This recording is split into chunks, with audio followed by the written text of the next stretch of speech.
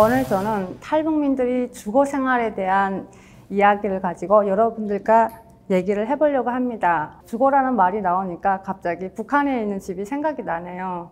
저는 바닷가 마을에서 태어났어요. 저희 집 앞에는 동해바다가 펼쳐져 있었고요. 뒤에는 병풍처럼 산이 있었어요. 친구들이랑 놀러 가거나 아니면 심심할 때면 창문을 열어제치고 하염없이 바다를 바라보곤 했었습니다. 지금 생각해보면 북한집이 아직도 생각이 나는 이유가 뭐 집이 커서라든지 아니면 되게 부유해서라기보다 그쪽에서 십수년간을 함께 해온 추억 때문인 것 같아요. 사실 탈북을 결심했을 때 오빠가 저한테 그런 얘기를 했었어요. 한국 사회는 북한 사회보다 더 치열한 사회다. 적자 생존의 사회인데 과연 우리가 거기 가서 살 수 있겠냐고 그러면서 저한테 이런 말을 했어요. 정신 차리라고. 거기 가면 집도 없는데 거지나 다를 바 없다고. 다른 게 거지냐고. 집이 없는 게 거지지. 그런 말을 했어요. 제가 그 말을 듣고 엄청 가슴이 떨렸었어요. 왜냐하면 저는 탈북을 결심했을 때 그런 생각까지는 못했거든요. 그렇게 깊게까지는 생각을 못했었어요. 그렇지만 혹 있게 받아쳤습니다. 괜찮다고. 북한에서도 이렇게 잘 먹고 잘 사는데 한국 가서 못 살겠냐고, 아무 걱정하지 말라고, 열심히 돈 벌어서 집 사면 된다고 정말 호기 있게 받아쳤었어요. 그때는 미처 몰랐죠. 한국에서 내 집을 가지는 게, 내 집 마련이 얼마나 힘들고 어려운 일인지 미처 몰랐었습니다. 한국에 와서 제일 처음 봤던 것이 하나원이었던 것 같아요. 사실 북한에서도 하나원이라는 이름은 꽤 들었어요. 근데 그거는 드라마에서 들었던 거거든요. 저는 하나원이라는 것이 그 드라마의 극적인 재미를 위해서 만들어진 가상의 것인 줄 알았어요. 근데 와보니까 진짜 있는 거예요. 깜짝 놀랐어요. 저희는 거기서 여러 가지 한국 사회의 문화나 풍습 그리고 여러 가지 사회 제도에 대해서 배웠어요. 거기에서 배웠던 것 중에 가장 인상이 깊은 게 사회복지 제도라든지 아니면 4대 보험이라든지 기초수급자들한테 지원하는 어떤 정책에 관한 것들이었어요. 그때 그런 생각을 했죠. 북한보다 되게 살기가 좋은데 북한은 말로만 인민들을 위한다고 하지만 실제 그런 일은 하나도 없거든요. 오히려 인민들한테서 뭐 내라고 하면 했지 반대로 주지는 않거든요. 그래서 그 얘기를 들으면서 저것도 굶어 죽진 않겠구나 라는 그런 생각을 했었습니다. 그리고 또 놀랐던 게 집을 준다는 거였어요. 정말 깜짝 놀랐죠. 그 말을 들으면서 그 생각을 했어요. 아, 최소한 노숙자 신세는 면했다. 솔직히 그때 큰 소리는 쳤지만 저도 뭐 어떠할 방법이 없었거든요. 그냥 무작정 한국으로 떠난 한국행이었기 때문에 솔직히 집을 준다는 말이 되게 안심이 됐었어요. 그리고 그때 그런 생각을 했죠. 아, 이 정도라면 세상을 향해 나아갈 수가 있겠구나.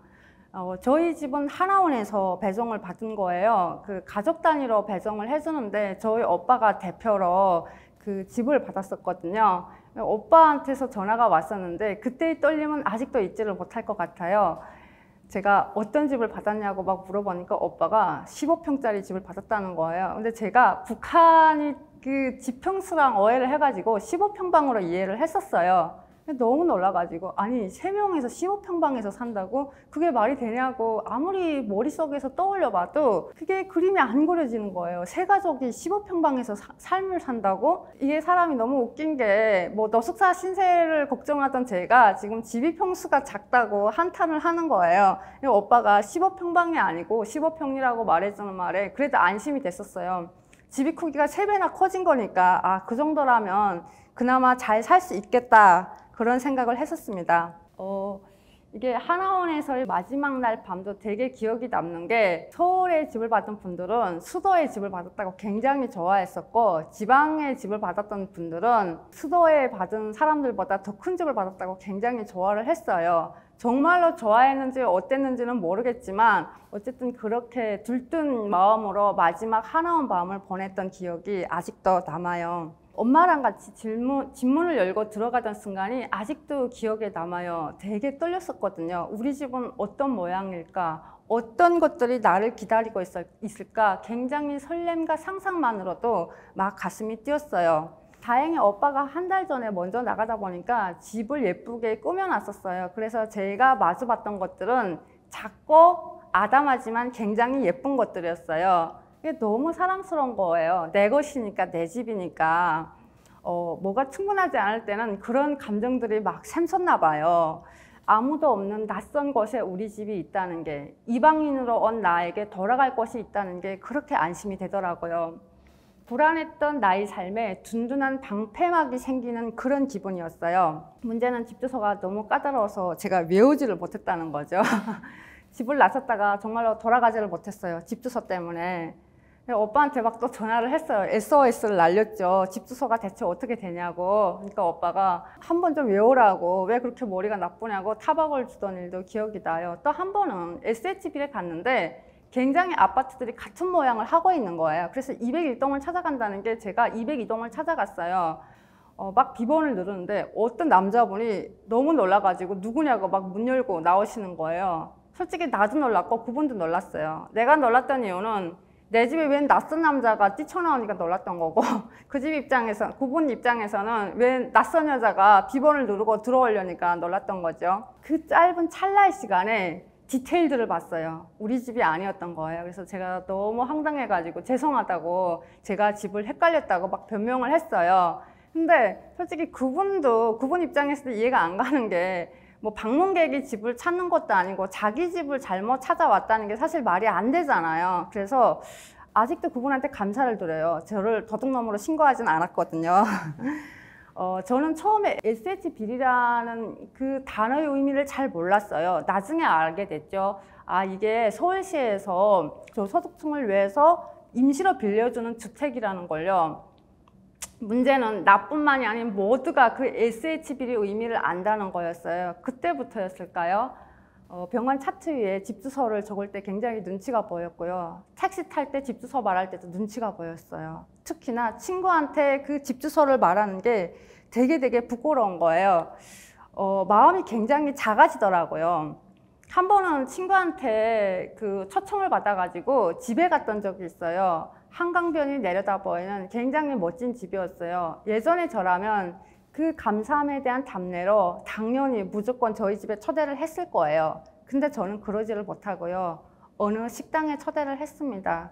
그리고 그 사실은 한동안 저를 괴롭혔어요. 무엇 때문이었을까? 왜 내가 그 친구를 나의 집에 떳떳이 초대를 못했을까? 한참을 고민해본 결과 저는 결론을 내렸습니다. 아, 내가 가난을 부끄러워하는구나. 그리고 나서 계속 상상을 했죠. 나한테 100억이 생긴다면, 200억이 생긴다면 나는 어떤 집에서 삶을 살 것인가, 친구들을 초대해서 어떻게 나의 멋진 집을 보여줄 것인가, 이런 상상을 막 했었던 적이 한때는 있었어요. 근데 또 그런 즐거운 상상을 저만 하면 안 되잖아요. 또 오빠한테 물어봤어요. 오빠한테 만약 100억 있어? 어떤 집을 살 거야?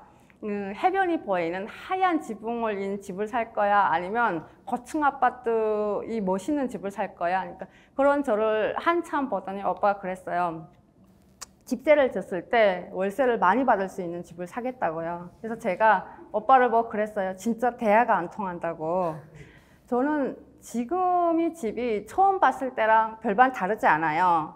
서재가 없는 집, 그리고 방이랑 부엌이 연결되어 있어가지고요. 음식을 하면 냄새가 나는 집, 그리고 굉장히 방이 작아가지고요. 더블 침대를 들여다 넣으면 작고 불편한 방이에요. 그게 현재 저희 집이에요.